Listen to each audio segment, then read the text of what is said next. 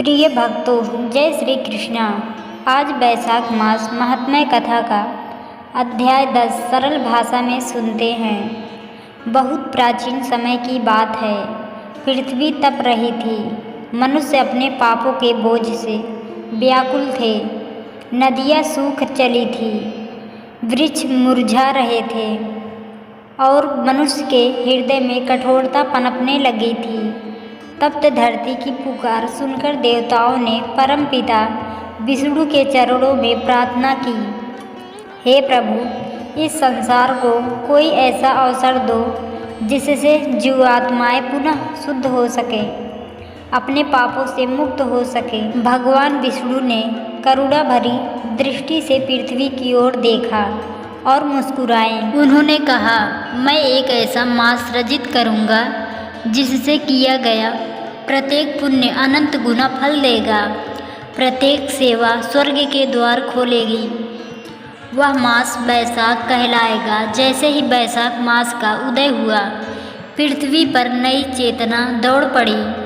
नदियाँ फिर से कल कल करने लगी, वनों में हरियाली छा गई और मनुष्य के हृदयों में भी कोमलता लौट आई।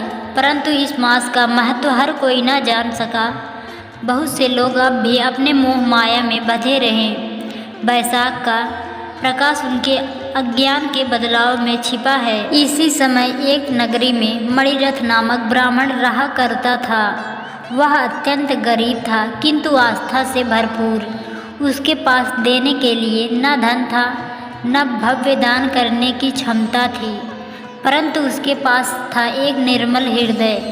वैशाख मास आया तो मणिरथ ने संकल्प लिया कि वह रोज सूर्योदय से पूर्व स्नान करेगा, उपवास रखेगा, भूखों को अन्न देगा और प्रतिदिन तुलसी के समक्ष दीपक जलाएगा। पहले दिन जब वह नदी में स्नान करने गया तो ठंडे पानी ने उसके तन को झकझोर दिया, लेकिन वह डगमगाया नहीं। जल से उभरते हुए उसने आकाश की ओर देखा और भाव विभोर होकर कहा, हे माधव, यह तन मिट्टी का है, पर मेरा मन तेरे चरणों में अर्पित है।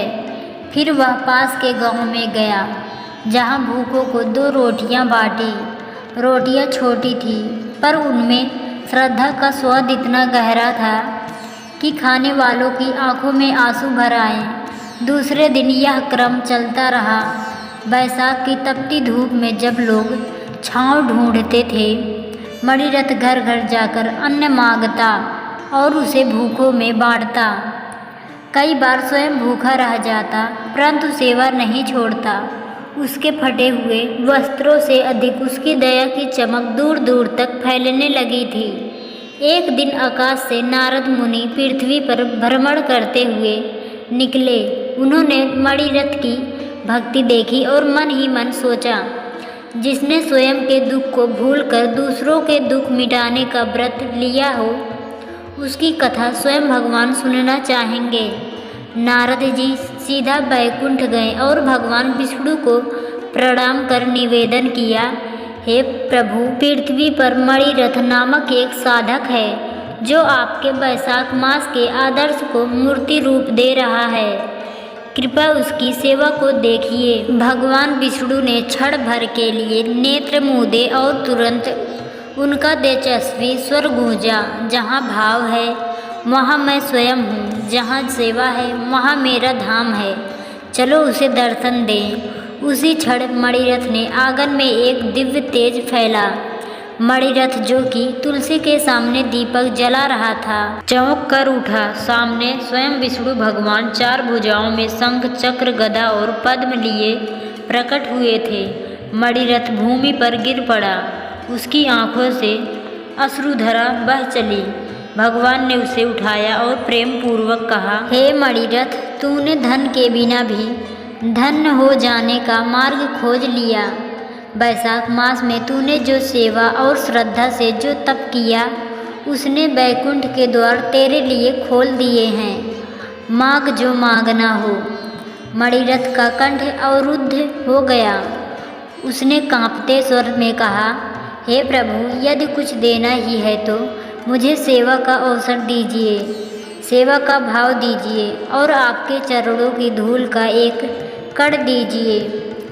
भगवान विष्णु मुस्कुराए और उन्होंने आशीर्वाद देते हुए कहा, तू युगों युगों तक भक्ति का दीपक बनकर इस संसार को आलोकित करेगा। वैशाख मास के पुण्य से तू अनेकों को भी पुण्य मार्ग पर ले चलेगा।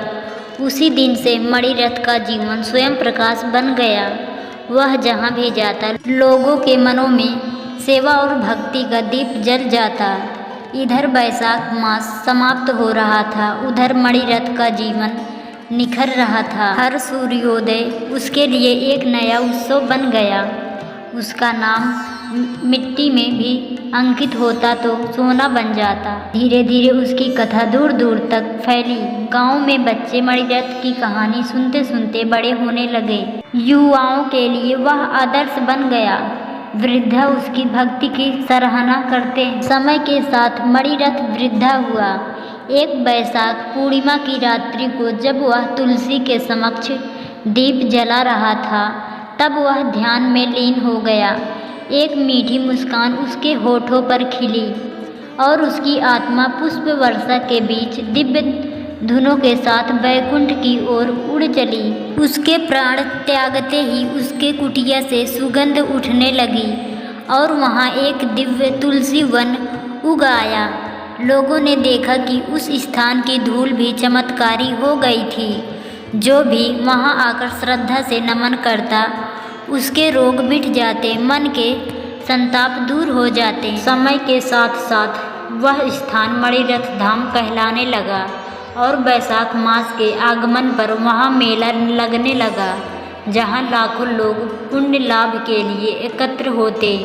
आज भी जब वैशाख मास आता है तो आकाश में मणिरथ का गीत गूंजता है। एक साधक की शक्ति, एक निर्धन की संप्रदा, एक सेवक की तपस्या और एक मास की महिमा का अद्भुत संगम। जिसने वैशाख मास को पहचाना उसने स्वयं को जान लिया। जिसने इस मास में सेवा का व्रत लिया उसने जन्मों जन्मों का कल्याण कर लिया। और जिसने एक दिन भी सच्चे भाव से किसी के दुख में अपना सुख त्याग दिया, वह अमर तत्व का अधिकारी बन गया।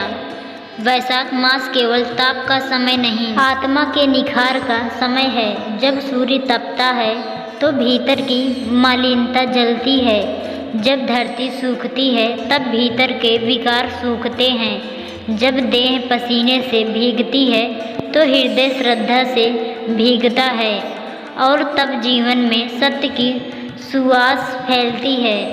वैशाख मास के हर क्षण में परमात्मा की दस्तक है। जो सुन सका वह धन्य है, जो चूक गया वह जन्मों तक प्रतीक्षा करेगा। इसलिए जब अगली बार वैशाख का सूरज चढ़े तो अपने भीतर भी सूरज को जगाइए और अपने छोटे छोटे कर्मों से प्रभु के चरणों में फूल चढ़ाइए, क्योंकि एक रोटी, एक गिलास पानी, एक शब्द दया का ये ही असली चढ़ावे हैं वैशाख मास के। और याद रखिए, जब आप तपती धूप में किसी पथिक को छाया देंगे तो कोई अदृश्य शक्ति आपके सिर पर भी छाया कर देगी।